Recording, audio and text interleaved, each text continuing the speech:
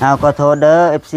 ทุกคนคอยเฮ็ดผิดแล้วตอนนี้ตะกี้แต่ก่อนคอยยอมรับทุกสิ่งทุกอย่างเด้อตอนเมียไปก็ผิดหมดแต่ก่อนว่าของเจ้าของน่ะนะแต่ก่อนคิดว่าตัวเองเว้าหยังกระถึกแม่นตอนนี้คิดได้แล้วนี่ นึกได้แล้ว โดย เป็นไงแก้วคิดได้แล้วบ่บัดนี้ โดย คิดได้ ยอมรับทุกสิ่งทุกอย่างแล้วตอนนี้คิดออกหมดละ สิ่งที่เขาเตือนเขายังหาแม่นความเขาบ่ทุกอย่างบ่ แม่น อ๋อ เขาบ่ให้เฮ็ดคือพระเจ้าบอกโอ้ยเจ้าเฮ็ดให้ก่อนแล้วค่อยสิเฮ็ดอะไรก็เฮ็ดแล้วว่าโก้ยก็ว่าหมดแล้วบัดนี้ เมื่อคืนนี่คิดเบิดคืน แม่น คิดทบทวนความจำนี่บ่ โดย อ๋อ อันทานละเฮ็ดจังซั่นก็คือบ่อยู่บังเกาะที่เก่าเสียให้ทุกข์เสียยังสิว่าอันนั้น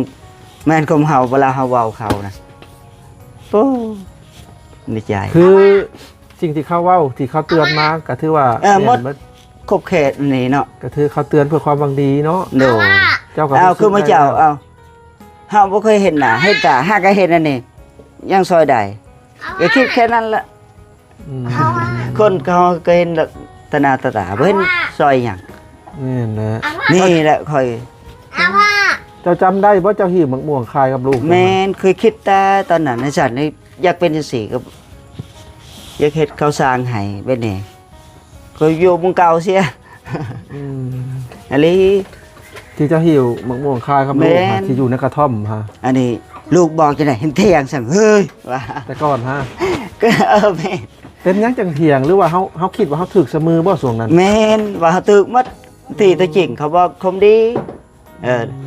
พอไปสั่นไปซี่นะโอ้ยบ่ไปละว่าถึกเฮาหมัดกูตอนนี้พี่กินเหล้าซำใดสมมุติว่าเนาะให้ไปใส่ก็ไปได้หมด อืม ตอนนั้น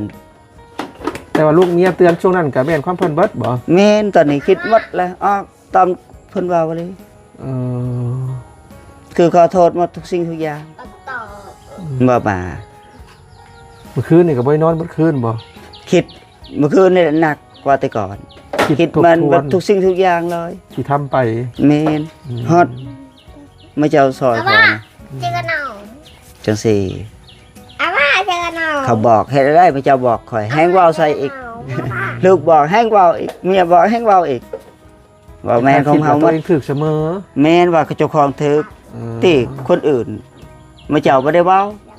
ที่สบอกสวรรค์ก็ผ่านคำหนึงเขาเว้าทูแล้วแต่เขาบ่ปากซื่อ เขาเตือนด้วยความหวังดี แม่น แต่เฮาหาเป็นลงเข้ากับสิ่งบ่ดีเนาะ โด แล้ว ให้ เขาก็ ให้กว่าเก่าอีก เออ ให้กว่าเฮาบ่มีแต่ก่อนอีก แบบว่าเฮาบ่ค่อยจะพังภายได้เนาะ แม่นแบบเฮาซ้ำนั้นยังมีพระบัตรอยู่สุดหวานยังมีกระท่อมตอนนี้ให้กว่าตอนนั้นอีกสุดหวานนี่ แต่ก่อนช่วงยังบ่ได้อยู่ในกระท่อมน่ะจะไปอยู่ในเฮือนไปอยู่เถียงหน้าห้างแม่นบ่ แม่น อืม เทนนากระเจ้านั่นแหละ ก็คิดเอาสำนั้นแหละบัดนี้มีทุกสิ่งทุกอย่างมึงแน่ผู้ครบบ่ได้ใด นี่ ถ้าไป เขาบ่ หา เคยมี เจ็บ เขาเว้าแทบนี่โอ้สะบอกสะบอนเว้าบ่พังแม่นต้องเฮามัดโอ้เคยคิดเมื่อคืนนี่จนจะสิว่าจังได๋เนาะ เขาเจ้าไปหาสำหรับครอบครัวเจ้าน่ะบ่ได้ได้ไอ้แก้ว แม่ ทักษะนี่บ่ได้สำ บ่ นั้น ได้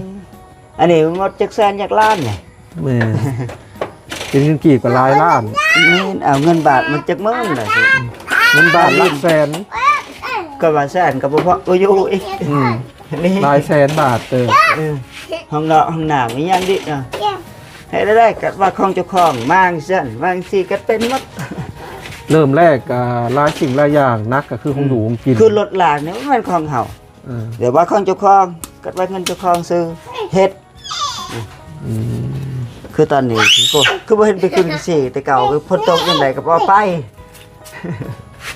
เอาตอนนี้อยู่เนาะเขามีเงินเด้เฮ็ดใช้อันนี้แห้งว่าเจ้าของได้เวลาใดก็ได้ อย่าหยอกกัน เวลาไปไหนคือตอนนี้มันไปหาอย่างน่ะเวลาเขาบอกดีโว้ยบ่เอาละพี่เมียว่าบ่ต้องไปนะเฮ้ยไปสอบเสียเอาเงินมีใส่มีกินพี่บ่มีกับเมียหาให้บ่เอาโอ้ยอยากไปเที่ยงเขาอีกก็ดีก็พร้อมจังให้เขาพร้อมอยู่ก่อนเนาะโอ้ย ตอนนี้ ก็ คิด ให้ ได้ เฮ็ด แล้ว ดีแม่นมาเจ้าให้เฮ็ดพวกนี้ค่อยโอ้ย ตะกี้เจ้าดุได้เนาะ แม่น ช่วงแรกๆฮะแสดงว่าเจ้าฮักกะมานักช่วงใดล่ะมานักช่วงกลางๆเมาะ แม่น ตะกี้เจ้าก็เยื่องเขียดเยื่องกบนั่นนี่ โด แล้วเจ้ามานักช่วงนี้ช่วงที่เสียรักเมียนีนี่เนาะ แต่เมียอยู่ตอนนั้นก็จักเสียหลักยังเฮาผิดนั่นแหละยอมรับสิแล้วเอาเจ้าก็เห็นเนาะต่อไปเมียคอยก็เว้าใส่ไม่เจ้าเนาะว่าไปยับเขียดยังไปเมื่อคืนได้เขียด4-5โตแต่ก่อนไปแป๊บเดียวได้เป็นถ้วยพุ่นเนาะ แต่ว่าเจ้าไปนะไปติดหมู่บ่ช่วงนั้นนะ แม่น เดี๋ยวไปติดหมู่แล้วก็ไปเลยไปเลย แม่น สอดแจ้งจังมา เอาสอดแจ้งก็บ่ได้เขียดเพราะไป หาลิ้นว่าฉันซะเนาะ โดย แล้วมีจม แม่น จมแล้วก็เจ้าก็ ว่าเฮาถึกเฮา ว่าเฮานี่เทศถึก แม่นลูกบอกกับบ่พังคือทางเบาหลาบอกทางพระเจ้าบอกกับบ่โอ้แม่นก็คอยมานี่ ช่วงอยู่นำกันน่ะเนาะ โดย ก็เห็น คือเวลาบอกแห้งหายซอย อืม อาเจนเอา เห็นเข้าบ่ปากมันได้ อาม่าเจนเอา การบันทึกเฮาหมดตอนนี้คิดโอ้ยอมทุกสิ่งทุกอย่างเลยคือเฮ็ดที่ผ่านมา แต่เจ้าไปเยื่องเขียดน่ะไปสอดแจ้งบ่ แม่น บ่ได้นอนเลยบ่ไปนะ แม่นก็บ่ได้เครียดซ้ำเฮาไปบ่พอสมงพัดได้หลายพัดตะเมื่อที่ไปเมื่อคืนน่ะได้บ่10โตเครียดนั่น แสดงว่าไปลิ้นเนาะ เนาะ เฮาบ่ได้นอนบ่ย่างวัดคืนบ่ไปนะ แม่น หรือว่านอนนะเที่ยงให้เที่ยงนา บ่ ย่างวัดคืน ไปแต่บ่ได้เครียดเมียถามว่าไปใช้ไปยังเครียดได้บ่มื้อนี้บ่ แต่ว่าไปเติมลายโฟดบ่ แบบไปลิ้นแบบไม่ยังแม่น อืม ยอมรับทุกสิ่งทุกอย่างอันนี้คือตอนนี้ไปบ่ฮอดชั่วโมงคือได้เครียดกว่าหาไปหมดคืนน่ะ อันนี้ตั้งใจไปหาบ่พอก็เคยไปอยู่ไปเยื่องเขียดกับเจ้าอยู่นั่นนี่เนาะ โด เขียดน่ะลายแล้วก็ช่วงนั้นก็ปิ้งเขียดทอดเขียดกินกับตำบักแตงแซ่บเด้ช่วงนั้น เนาะ ช่วงนั้นเจ้าก็ยังบ่ทันได้ลงไหลเข้ากับ เนาะ สิ่งเสพติดเนาะ แม่นนี่ยอมรับทุกสิ่งทุกอย่าง ถือว่ายอมรับ โด ว่าเสพอะไร โดย อืม คือทางเบาหลาก็โทษขออภัยที่เฮ็ดพันมาเนาะ คือทางเจ้าแม่นก็เฮ็ดผิดยอมรับทุกสิ่งทุกอย่างมาเจ้าว่าซอยก็บ่มีหยัง นี่นแหละ โดยก็ยอมรับฮอดปานนี้ อืม บัดคิดได้แล้วโอ้ว่าเฮาถึกยังเว้าเขาอีก อยากขอโทษสังคมบ่ที่เพิ่นเบิ่งจะค ทุ ลิ ก ป คน เจ้า ที่ซอยคอยนั่นแหละ ที่เพิ่นเบิ่งคลิปใน ขอ เจ้า โทษขออ ข ภัย นาดนี้บ่ โดย FC ผู้หวังดีกับเจ้า แม่นผู้ที่ซอยเหลือน่ะนะ อืม ว่าแต่ก่อนค่อยๆเป็นว่าค่อยถึกตอนนี้หาก็คิดได้แหละ เขาก็คิดได้คืนนี้ โดย คือว่าต่อไปบ่เฮ็ดหยังเลยบ่ให้เห็นพี่อยากหายกับบ่ต้องแบบด่าลูกด่าเมีย สัญญา หายสัญญา บ่ ทุกสิ่งทุกอย่างเลย อ๋ออ ม ถ้าเมียกลับมาเนี่ยบ่เฮ็ดคือเก่า บ่ให้เห็นตัวอย่างอีก อืม ไผก็เบิ่งคนหนึงกับคนหนึงไปซ้อมรถ ก็ดีแหละถ้าเจะ ตอนเมียบอกดีของเขาก็ว่าเฮาผิดว่าเขาผิดเด้เฮาถูกตลอดที่แต่จริงคือเขานั่นแหละดีชื่อ ส่ว ว่าน หลาย เขา คนเฮาน่ะลงเข้ากับยาเสพติดไผบอกจะบ่ค่อยพัง ฮะ เนาะส่วนหลายคนเฮาลงเข้าไปในสิ่งเสพติดแล้วไผบอกบ่อยากพัง แม่ มีแต่ว่าเฮาถึกอย่างเดียวอะนะแล้วเฮาก็สติเฮาก็ปก โดย เฮาอยากชนะอย่างเดียวเนาะ บ่แม่นว่ายังกินเหล้ากินเหล้า อาเจนเอามา เด้เริ่มแอวเนี่ยลูก เห็นคือเวลาน่ะไปยังไปถัดโพดไปบะให้ก่อนก็ยังบ่เฮ็ดบ่เดียวจิแต่ว่าเอาใส่เมียสิเฮ็ดหยังมันมีศักดิ์สิทธิ์หยังแค่รูปมันซื่อๆว่ะ ก็ให้เลิกจังซี่ละ ไปค่ะไปบาปไปบุญให้เจ้าเลิกเรา แบบค่อยๆเลิกมันเลิกทีเดียว แต่ ให้ล ก็ ดลงคือมื้อนี้2กวด เจนเอา มื้ออื่นก็คือว่าครึ่ง เจนเอา อันนี้เฮ็ดได้แฮงเอาขึ้นยิ่ง แสดง เรา ว่า ใส่ ไปบุญไปปาก็บ่มีประโยชน์หยังบ่ขึ้นที่การกระทำเฮาเอง แค่นั้นแหละคิดหมดแล้วตอนนี้อุ้ย ขึ้นที่นิสัยเฮาเองเนาะ โอ้ อ่า ลูกเมียนอกอันนี้เจ้าของสินอกกินได้ลูกเมียว่านอกเจ้านอกก็นอกคอยเกยกินเฮ็ด บ่ถ้าว่าเจ้าแบบบ่เป็นแบบนี้ให้เราก็สิบ่หนีดอกเบิ่งเนาะ โน้ยก็โยคอยผิดนะตอนนี้จังเข้าไปคอยยอมรับทุกสิ่งทุกอย่างคอยฮู้นี่และแต่ก่อนโว้ยังเทียงเขาละ อืมก็ดีแล้วเจ้าคิดได้ โน้ย ถ้าคิดได้ก็พยายามแบบทำให้ได้นั่นแหละ แม่น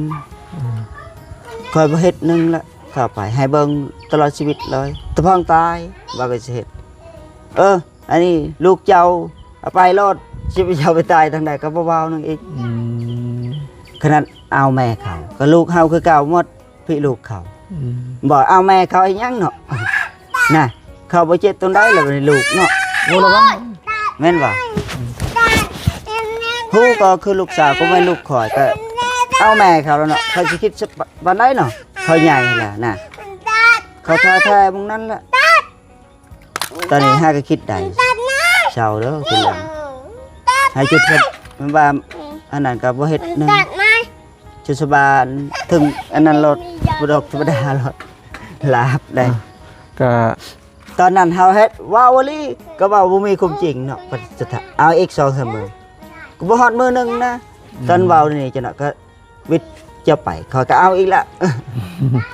เช้าได้เบ็ดนั้น เอาส่วนนั้นข่อยอยู่ก็เกรงใจข่อยอยู่บ่จ้ะ ก็แม่น ต่อไปให้บ่ได้เก่งเอ้า แสดงว่าเพราะคนนี้จะนี่ก็ขึ้นเสียงกันเลยเนาะ แม่นแฮงเอาหนักกว่านั้นอีกโอ้ย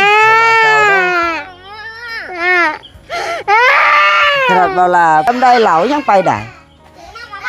อันนี้จะว่าตัวเขาเป็นขอกเป็นใครสิตัวจริงก็บ่ได้เป็นหยัง ที่ผ่านมาน่ะก็มีช่วงหนึง โน่ FC ว่าเอ้าคือบ่จ้างบ่แก้ว ประเฮ็ดนั้นเฮ็ดนี่ก็คือทางทีมงานเฮาจะจ้างอยู่ โน่ แต่ว่าทางไอ้แก้วน่ะ แม่น ตัวบ่ แม่นยอมรับนะแต่ก่อนนะ ตัวเป็นไข่ที่ข้าบ่อยากไป ก็แม่นตัวจริงบ่ได้เป็นเอาตีนบ่ได้บาดว่าป้าบ อืม สิ บ่อยากไปที่จริงก็จ้างแล้วเนาะ โดยอ้าว 2-3 แสนจ้างไปขับรถไทย ก็ไปทำได้นี่มันโป้งมันบ่ ไปใกล้ๆ โป้งหลานนี่ก็ยังบ่ไปก็ได้หายเขาอีกเฮ็ดใส่เขาอีกเนาะโยกว่าคิดคือตอนนี้เศร้าเด้อเขาคนที่ซอยนั้นเสียใจสำแดงกว่าเฮาอีกเสียใจ ผู้เพิ่นซอยนั่นแหล้วเพิ่นเสียใจแฮง อ้าวพี่อันนั้นก็ไม่เจ้ามาซอยไม่เจ้ามาซอยขอก็บ่ได้ก็เงินซ้ำเงินทงเจ้าเองแล้วนี่จากใจเองแล้วตอนนี้เพิ่นไปหนึงไปนี่ตอนนั้นโอ้ยังมีเงินใส่ฝนตกนี่ไปหาขึ้นอีซี่ว่ะ อืมช่วง5ได้แล้วก็เลยบ่ได้คิดอีหยังหยัง แม่นแบบชีวิตรอดชีวิตนะบ่จนนึงแหละว่ะ อืม จังซี่เกิดว่าเงินเจ้าของแต่จริงก็บ่แม่น ตะกี้เจ้าก็ได้อันนี้เนาะ แม่ ไป น หาพวกอันขี้ซีหากล้วยไม้เนาะ โด ได้มื้อละ 3-4 แสนบางมื้อก็5แสนบ่ โดย แต่ว่าได้มาแล้วก็กินเบิดบ่ แนว เบิดมื้อเดียวเลย บ่2มือ3มือมาตอนนี้ได้ซั่นสิได้จะเก็บแล้วบัดนี้ ตอนนี้แฮงบ่มีเนาะ ก็ตอนมาเจ้าอยู่น้ำกี้มีเงินมาเจ้าให้เฮ็ดใส่ อืม กันว่าเงินเจ้าของเลยว่า นี่แหละ เมียหาให้ชื่อว่าเงินเฮาอีกเจ้าของก็หาได้อยู่เงินส่วนตัวเจ้าของ อืม ถือกับเชื่องเมียก็มี เมียบอกดีๆกับบ่ฟังได้โอ้พูดมาจะพูดคู่ใส่เขาแล้วทางนี้รถบ่พอเฮ็ดหยังก็เฮ็ดใส่ละเขา ยันเขาเว้าเด้สิว่าถึกเอาบัดนี้ให้เมียยาน ให้คมแล้วไว้ก่อน แม่นบัดนี้เขาก็บ่กล้าเว้าก็เคยเห็นแหละ เขาก็บ่กล้าแหละ คือมาเจ้าก็บ่กล้าให้บ่ ข่อย ให้ ก็เฮ็ดบ่เว้าพอแล้วข่อย ข่อย พึ่แห้งเขาบ่เว้าให้เฮ็ดใส่มื้อนี้ เพราะว่าเรื่องของส่วนตัวข่อยก็ โอ้พี่อันนั้นมาเจ้าช่วยข่อยเจ้าก็ต้องคิดหลายกว่าข่อยอีก อืม บ่ยังก็เฮ็ดให้เนาะทุกสิ่งทุกอย่างยังเฮ็ดใส่อีกบ่ยิ่งกินเหล้ายิ่งเฮ็ดใส่เขาอีก โอ้ย บ่ ไป ย่า กิน น ดีๆอยู่ แล้ว ดีๆเป็นยังเนาะ มีเพื่อนบ้านมาอยู่นั่นแหละบ่ย่านแล้วบัด อื นี้ ม เงียบอยู่บ่เพิ่นมาอยู่จักแล้วมาอยู่ใหม่ๆเนาะเฮาก็มาวานนี่เนาะ โนอันนี้เฮ็ดได้โอ้ให้เฮ็ดใส่เขาว่าบางทีเขาเจ้าของหมด ได้ยิงเงินเจ้าของจะกีบจะบาทเลยสิออกใส่นั่นนี่ นี่แหละ สิว่าของเจ้าของอีกเสาละพอแล้ว ผู้เพิ่นซอยน่ะเพิ่นก็ บ่ ให้เจ้า แห่งได้หลายเนาะให้ก็เฮ็ด มี ดี ที่ยุงที่ นี่ อยู่ เทปนี่เขาสิปกติก็ออกทางนี้อีกเฮ็ดได้บ่พังเขาเนาะ ถ้าเพิ่นผู้ซอยแล้วเพิ่นก็อยากให้เจะเป็น โอ้ คน คื ดี อบ่ลาบอกไปนั่นไปนี่ไปเฮ็ดเวียกเขาเราพอไปบ่ไปคือมาเจ้าบอกเถียงบ่พอไข่ก็ไข่ตัวบ่นั่นนะโอ้ยคือตอนนี้เช้าเด้อ จริงๆเนี่ยครับ จริง ไทย บ่ได้เป็น ใกล้ๆหนึ่งให้ละ2-3 แสนเนาะ โดย จะถือว่า เอาไปฮอดสมงจำแลนรถ ได้เงิน2-3 แสน น้ำมันลกน้ำมันละย่างเขาเติมให้เนาะยังบ่ไปเป็นย่างรถเฮาก็ให้ซ่อมให้นะ ก็บ่ไปแล้วบัดนี้ แม่นแล้ว ชิวว่าเฮ้ยมีแต่ของเจ้าของหมดว่า โอ้ย เจ้าได้คิดได้แล้วบัดนี้บ่เฮ็ดคือแล้วตอนสอบบอกสอบานขนาดว่าแม่นดองเขาก็บอกคือมาอย่าบอกบ่พังโอ้ยปันใดแล้วให้โคใส่เขาคนที่ใดนั่นรวยตะกี้ตะก่อนฮอดปานนี้เขาบ่เห็นเว้าคือคอย ให้เขาเงียบให้เขาบอกเขามีซ้ำนี่ชื่อว่าอ้างว่ามีแหละซ้ำนี่ชื่อว่า ว่า ของ ง่า เจ้าย ของ คือคนเฮาพออันทำได้ชั้นเมืองเลยอยากลงตัวเอง โดย ส่วนหลายนั่นได้ ลาบแล้วบัดนี้ บัดมันสิมีบทเรียนในข้าง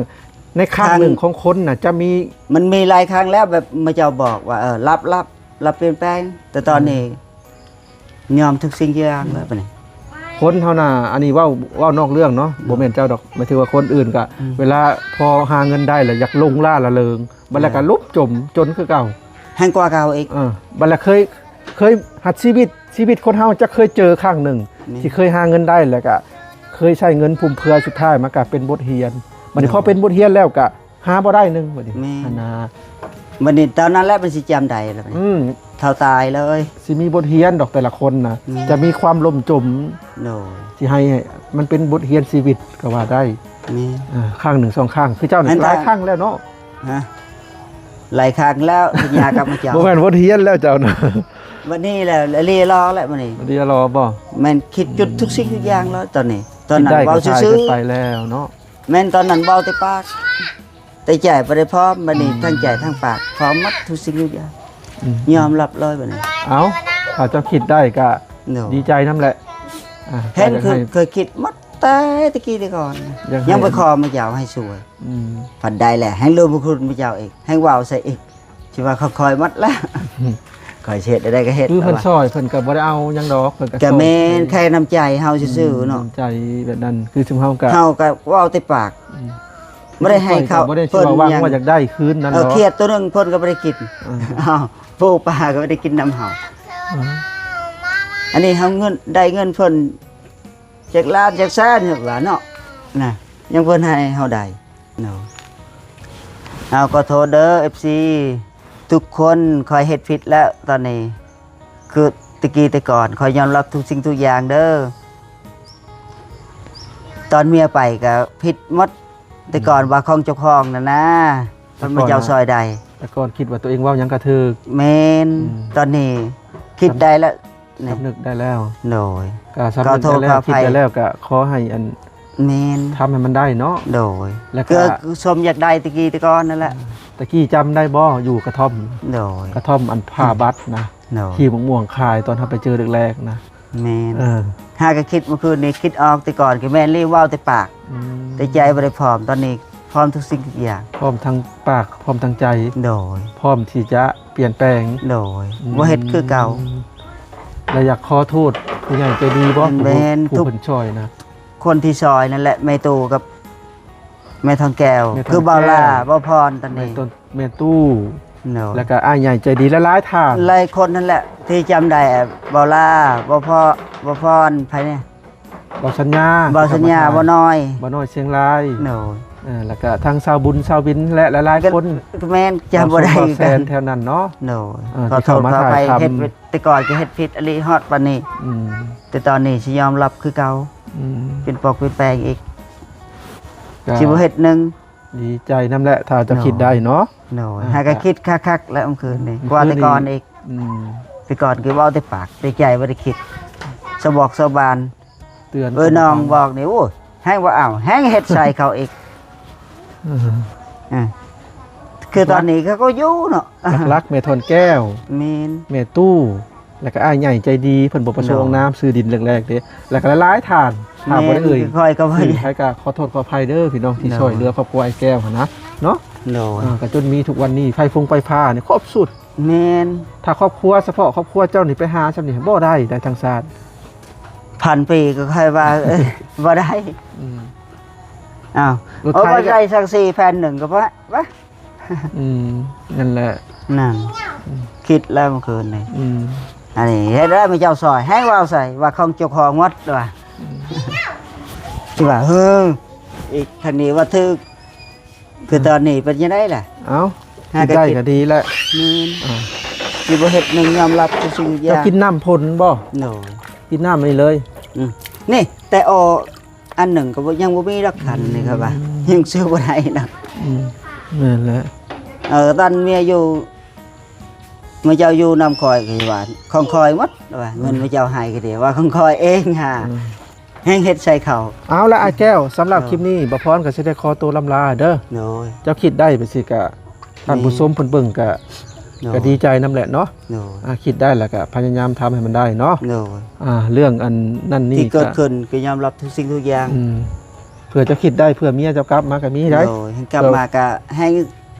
คิดได้กว่าตัวนี้อีกก็มี เพราะว่าบางทีเพิ่นเบิ่งคลิปในขณะนี้ก็เป็นไปได้ได้ ให้เบิ่งตอนแต่ค่อยเบาลด ว่าก็ยังเฮ็ดคือเก่าให้เอาตอนเบารถ อันนี้ทุกสิ่งทุกอย่างนี่ยกให้หมดเลยอันนี้สัญญาเลยนี่จนฮอดหยังก็บ่ยานแหละบัดนี้แต่ก่อนก็แม่นแล้วว่าแต่ปากแต่ใจบ่เฮ็ดตามเขา เอา ตอนนี้ เพิ่น ได้ มาก่อนเด้อเพิ่นเด้อ โดย ไปก่อนสบายดีไอ้แก้ว โดย จังได้ก็คิดได้ก็ดีแหละเนาะ โดย ข่อยเมื่อก่อนได้บัดนี้ ไป